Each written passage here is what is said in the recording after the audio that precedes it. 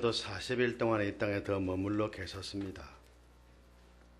그리고 마침내 모든 제자가 지켜보는 중에 하늘로 올라가셨습니다.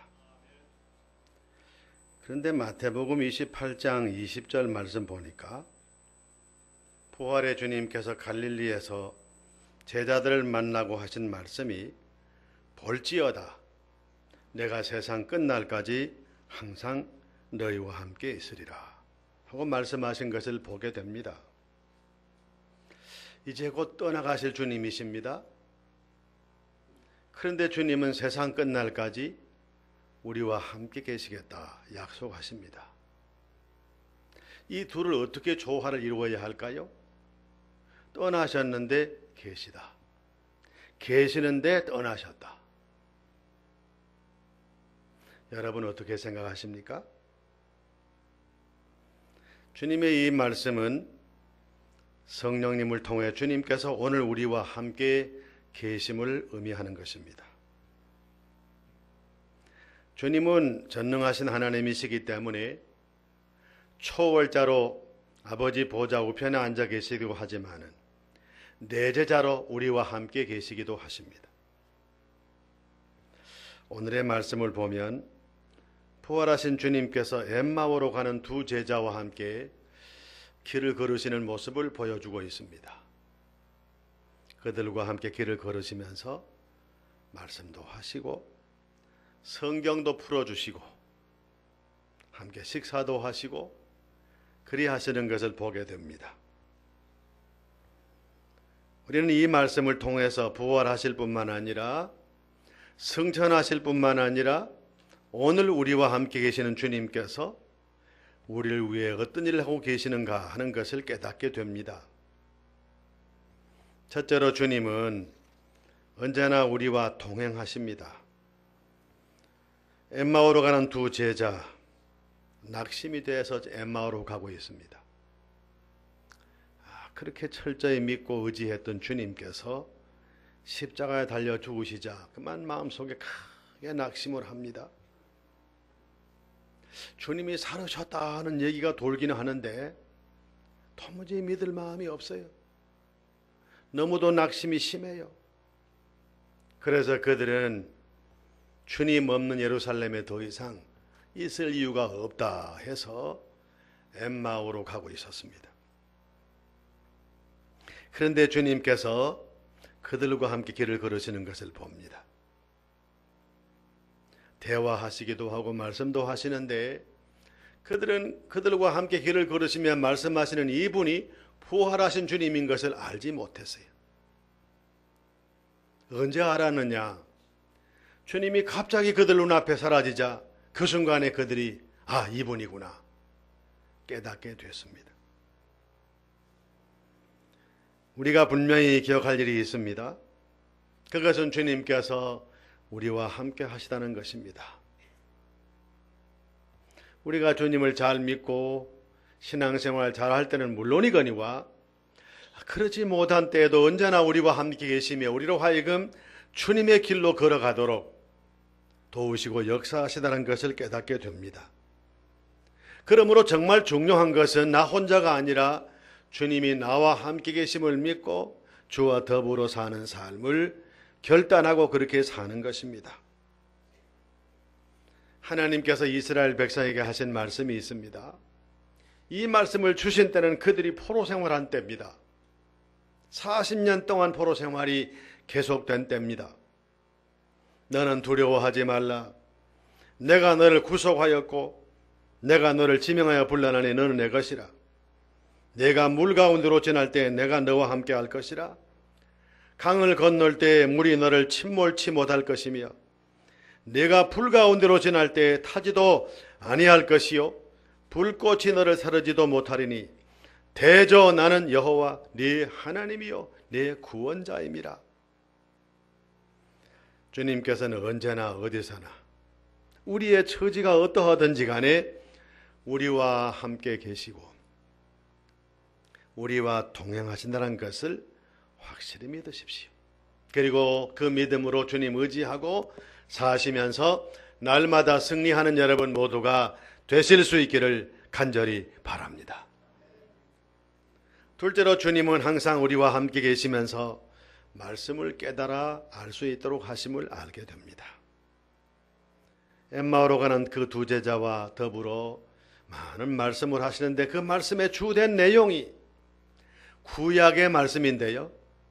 주님 자신의 죽으심과 부활에 대한 말씀을 하나하나 풀어주십니다. 못 믿으니까요. 모르니까요. 그래서 하나하나 풀어주었습니다. 그런데 갑자기 주님께서 식탁에 앉으셨다가 모습을 감추셨을 때 그들이 주님이 있은 것을 알고는 두 사람이 서로 말합니다. 길에서 우리에게 성경을 풀어주실 때 우리 마음이 뜨거웠다. 우리가 그것을 몰랐다. 이렇게 고백을 하고 있습니다.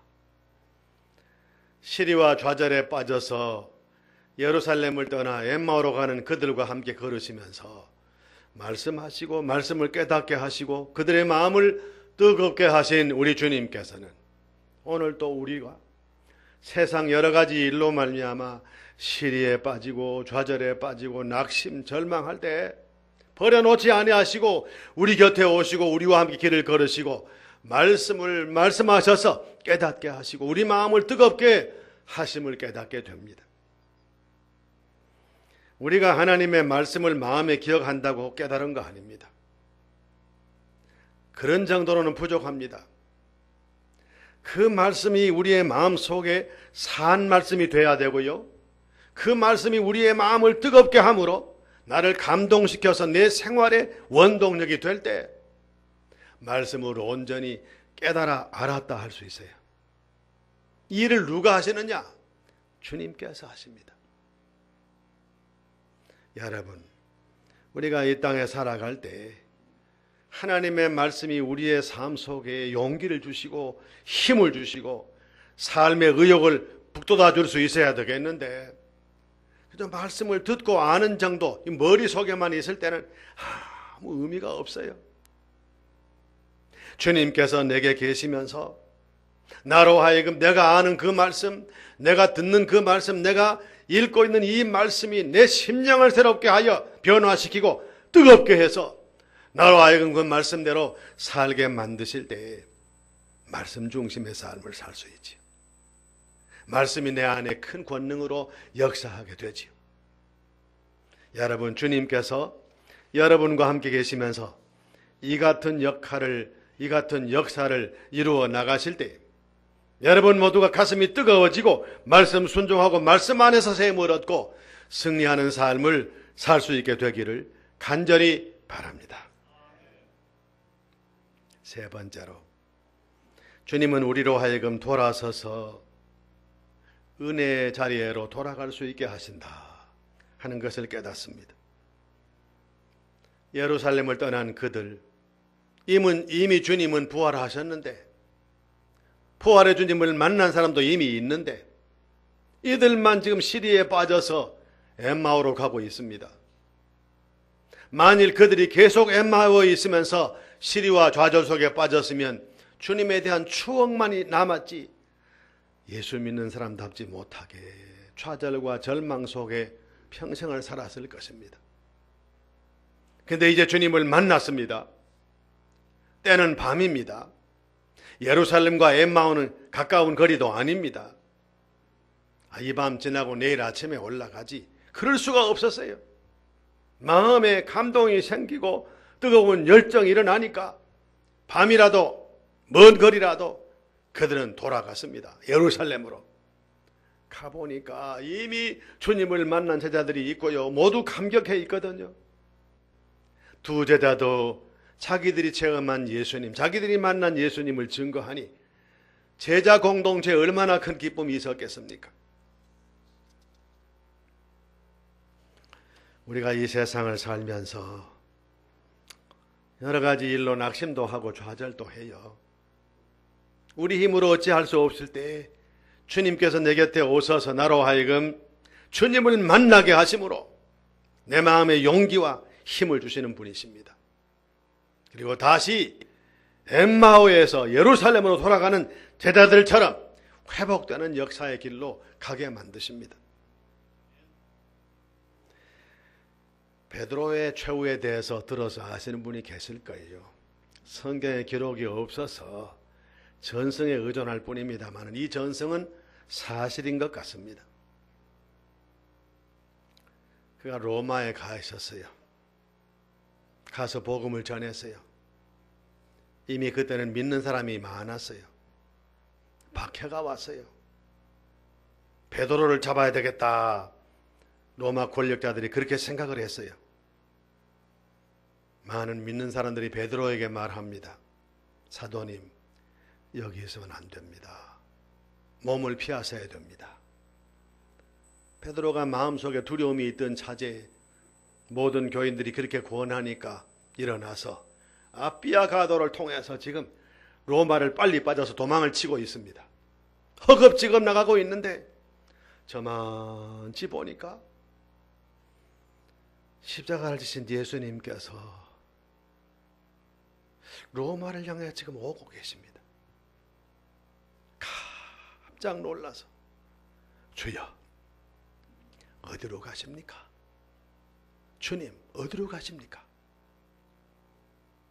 주님 대답하시기를 내가 버리고 온 십자가를 내가 다시 지기 위해서 로마로 가고 있다. 그 순간에 베드로가 주님 앞에 또 한 번 가슴을 치고 회개합니다. 자기의 비겁함을 회개합니다.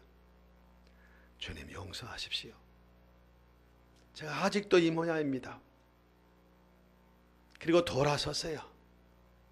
로마로 들어갔어요. 그리고 잡혀서 십자가에 못 박히는데 자기가 원해서요. 나 같은 죄인이 어찌 예수님처럼 바로 십자가에 못 박히겠느냐. 나를 십자가에 못 박을 마음이 있거든. 거꾸로 못 박아 달라. 그래서 십자가에 거꾸로 못 박혀 죽었습니다. 예수님을 만나는 일이 이처럼 중요해요. 저는 베드로의 생각을 해봅니다. 만일 그때 그가 예수님을 만나지 않았다면 어떻게 됐을까? 그 자리에 죽지는 않았지만 얼마나 마음에 회한이 있고 후회가 있었겠어요. 참 부끄럽다. 나는 어찌해서 아직도 이 모양인가?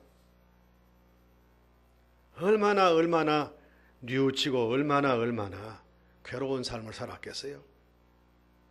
예수님 만나고 돌아서서 십자가 길로 나아갔더니 장렬한 순교의 제물이 되었고 오늘까지도 우리의 존경을 받는 것 아니겠습니까? 여러분, 혹시라도 우리가 이 땅에 살면서 여러 가지 일 때문에 낙심하고 좌절하고 용기를 상실하고 있을 수 있습니다. 우리 약하기 때문에요. 예수님을 만나게 될 때 돌아설 수 있고요. 엠마오에서 예루살렘으로 달려갈 수가 있는 겁니다. 우리 모두의 삶 속에 이 같은 놀라운 변화가 나타날 수 있기를 간절히 바랍니다. 여러분, 주님께서는 부활하시고 승천하셔서 하나님의 보좌 우편에 앉아 계시지만 오늘 우리와 함께 계시되 언제까지 계시느냐? 다시 오실 그날까지 우리와 함께 계십니다. 여기에 함께 계십니다. 우리가 이 사실을 깊이 깨닫고 날마다 주와 더불어 동행하는 삶을 살아야 합니다. 주님께서 나에게 말씀을 구체적으로 깨닫고 말씀 순종하게 하실 때 아멘하고 순종하고 살아갈 때 말씀의 능력이 우리 안에 임하게 될 것입니다. 주님을 만남으로 말미암아 시리아 좌절의 자리 엠마오에서 예루살렘으로 달려간 베드로처럼 엠마오의 두 제자처럼 이렇게 우리 모두가 살아서 하나님께 영광 돌리고 하나님의 선하신 뜻을 우리의 생을 통해서 이룰 수 있게 되기를 간절히 바랍니다. 거룩하신 아버지 하나님, 주님은 부활하시고 승천하셨으나 오늘 또 우리 가운데 우리와 함께 계심을 믿습니다. 주님과 더불어 오늘을 살게 하시고 주님 때문에 말씀 안에 살고 말씀 중심의 삶을 살게 하시며 주님을 만남으로 말미암아 시리와 좌절과 낙담하는 삶의 자리에서 용기를 가지고 다시 예루살렘으로 올라간 두 제자처럼 살아가는 저희들 모두가 되게 하여 주옵소서. 예수님의 이름으로 간절히 기도 올리옵나이다. 아멘.